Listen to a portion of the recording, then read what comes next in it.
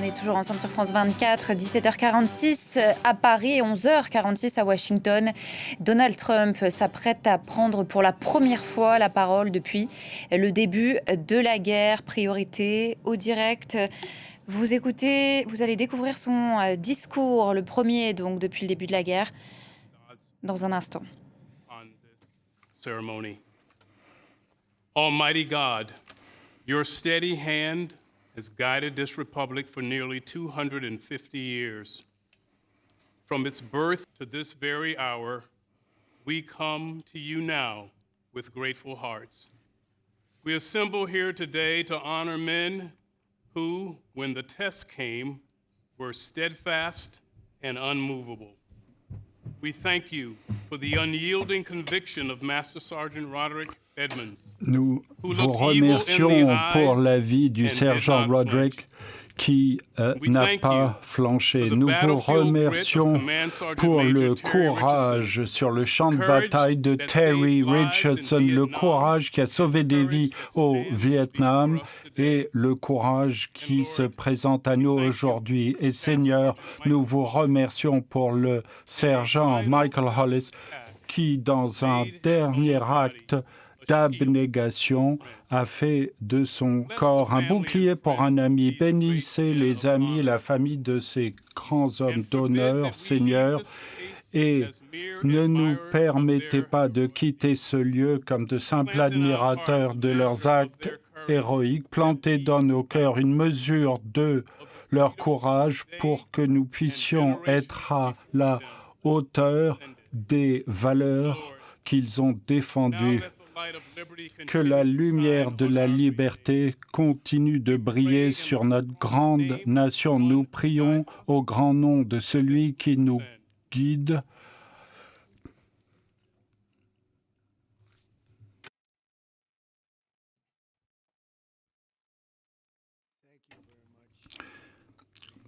Je vous remercie. Et merci à tous d'être là. Asseyez-vous, je vous prie. Avant de commencer cette cérémonie importante, il n'y a pas de cérémonie plus importante que celle-ci. Je voudrais faire un point rapide sur l'opération Fureur épique. Les militaires américains continuent de mener de grandes opérations de combat en Iran pour supprimer les graves menaces que pose à l'Amérique ce régime terroriste suite à notre oblitération du programme nucléaire iranien dans l'opération Marteau de minuit. Il y a quelque temps, nous avons averti l'Iran de ne pas reconstruire sur un autre site car il ne pouvait pas utiliser les moyens que nous avons fait exploser. Ils n'ont pas suivi ces avertissements, renoncé à la poursuite de leurs armes nucléaires. Le programme de missiles balistiques croissait rapidement, ce qui faisait poser une menace colossale. Aux États-Unis, le missile avait la possibilité d'atteindre l'Europe sur nos bases à la fois locales et à l'étranger avec des missiles qui pourraient atteindre bientôt notre belle Amérique. Le programme était d'abriter leur programme d'armes nucléaires et rendre très difficile de les empêcher de fabriquer ces armes nucléaires hautement interdites. C'était nous qui souhaitations que l'on y mette un terme. Tout le monde était derrière nous. Ils n'avaient tout simplement pas le courage de le dire. Un régime iranien doté d'armes nucléaires à longue portée serait une menace intolérable au Moyen-Orient, mais également au peuple américain. Notre pays serait sous la menace, était presque sous la menace. J'étais très fier d'avoir annihilé l'accord sur le nucléaire de Barack Hussein Obama, un terrible document. Ils auraient eu l'arme nucléaire il y a 3 ans, ils les auraient utilisées, mais je ne permettrai pas à ce que cela arrive. Depuis 47 ans, ce régime attaque les États-Unis et tue des Américains. Chaque fois, vous voyez quelqu'un qui a perdu des membres ou totalement défiguré, c'est pratiquement certainement provoqué par l'Iran, par des engins explosifs au bord de la route, mis là par le général Soleimani, qui était le père de l'engin explosif sur le bord de la route, très fièrement, mais je l'ai réduit à néant pendant mon premier mandat. C'était donc la dernière possibilité de frapper et d'éliminer les menaces intérables que pose ce régime sinistre et malade. Ils sont à la fois malades et sinistres. Nos objectifs clairement affichés étaient de détruire la capacité de missiles de l'Iran. On voit que cela se déroule d'heure en heure et leur capacité à produire de nouveaux missiles qui sont d'assez bonne qualité. Nous sommes en train d'annihiler leur marine. Nous avons détruit 10 navires envoyés par le fond, que le premier parrain de la terreur dans le monde ne peut jamais parvenir à l'arme nucléaire. Je l'ai dit dès le début, ils n'auront jamais une arme nucléaire. Ils étaient en bonne voie d'y parvenir légitimement par un accord qui a été signé de façon inconsidérée par notre pays. Enfin, nous veillons à ce que le régime iranien ne peut pas continuer à armer, financer et diriger des terroristes au-delà de leurs frontières. On pensait avoir eu un accord. Ensuite, ils ont fait machine arrière, ils sont revenus, ils ont fait marche arrière à nouveau. On ne peut pas traiter avec ces gens-là, il faut faire ça correctement.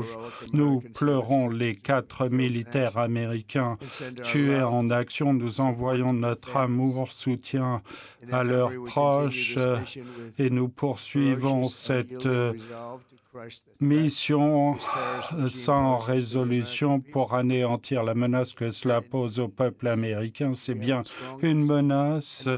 Nous disposons de très loin de la capacité militaire la plus forte et nous allons aisément l'emporter. Nous sommes déjà très en avant par rapport à nos projections dans le temps, mais quelle que soit la durée, quoi que cela exige, et depuis le début, nous avions prévu 4 à 5 semaines, mais nous avons la capacité de durer bien plus longtemps. Quelqu'un avait dit aujourd'hui, écoutez, le président souhaite faire ça rapidement, après il va s'ennuyer. Moi, je ne m'ennuie jamais. Il n'y a rien d'ennuyeux à propos de cela. Le général est d'accord, absolument rien d'ennuyeux dans cette affaire. Quelqu'un avait dit côté média, je pense qu'il va s'ennuyer d'ici une semaine ou 2. Non, je ne m'ennuie jamais. Si c'était le cas, je ne me serais pas ici devant vous pour vivre ce que j'ai éprouvé.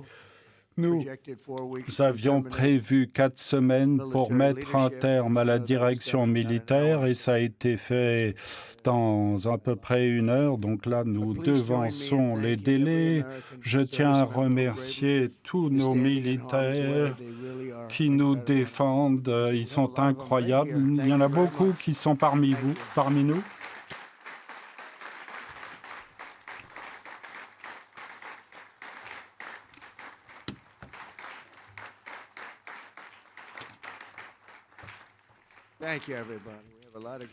Merci. De grands membres des militaires dans ce très beau bâtiment. Il est merveilleux, n'est-ce pas? Nous améliorerons le bâtiment. Vous voyez là le rideau. Derrière ce rideau, vous voyez un trou très profond, mais d'ici 18 mois, il y aura un très beau bâtiment derrière.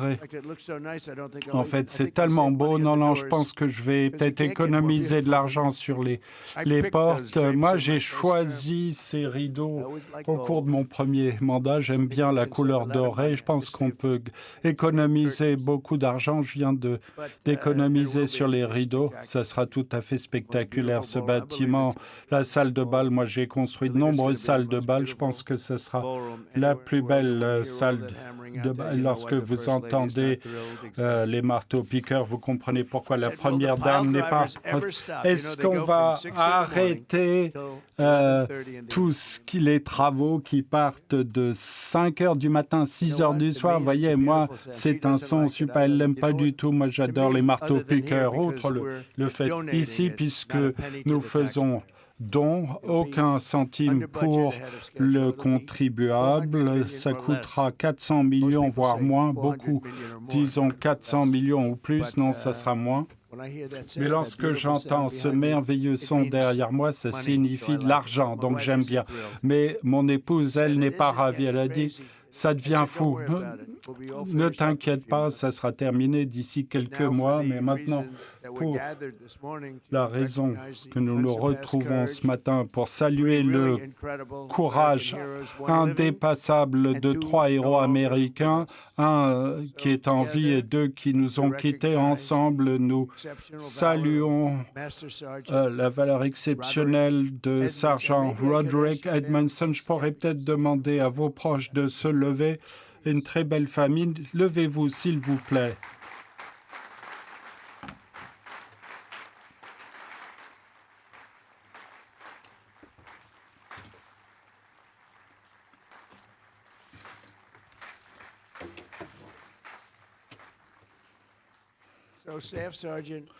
Donc, le sergent première classe, Marcus Hunt, et le sergent deuxième classe qui reçoit le prix le plus élevé, la médaille d'honneur du Congrès. Nous sommes rejoints par le secrétaire de la guerre, Pete Hegseth, qui a un agenda très occupé, et le général Kane également. Nous n'évitons pas celui-ci, on éviterait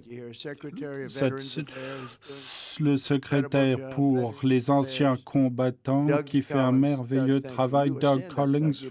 Doug, vous accomplissez un travail 90% dans les sondages favorables. Le président des chefs d'état-major interarmés, le général Dan Kane.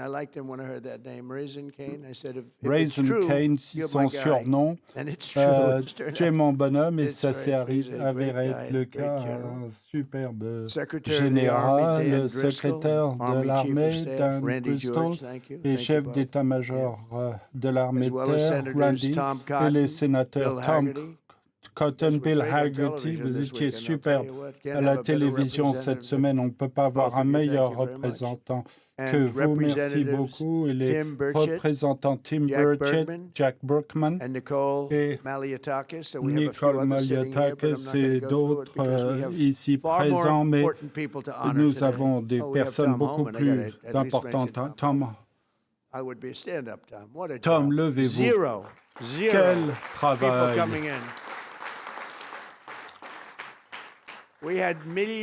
Nous avions des millions de gens qui se déversaient dans notre pays. Je ne suis même pas sûr de croire ce chiffre, qu'on est à 0 maintenant. C'est les démocrates disent. Et pendant les 9 derniers mois, 0 personnes qui sont entrées de façon clandestine dans notre pays. Merci beaucoup à vous, Tom. Et je tiens également à saluer 6 anciens récipiendaires, William Swinson, Jim McClellan, Walter Mann, Thomas Paine, Sammy Davis, ça c'est un nom. Il est où, Sammy Davis? Sam, t'as dû entendre ça toute ta vie. Et Edward Byer, levez-vous, s'il vous plaît.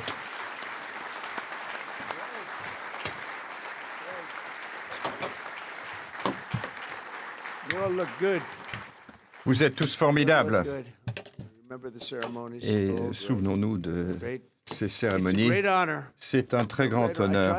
J'ai essayé pour moi-même.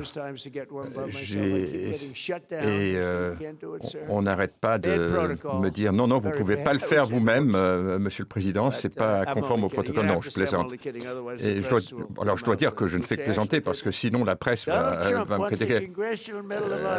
Sinon, on va dire le président Trump veut la médaille d'honneur du Congrès, mais il est confronté au shutdown. non, je plaisante. Alors, je veux vous remercier tous. 1941, l'armée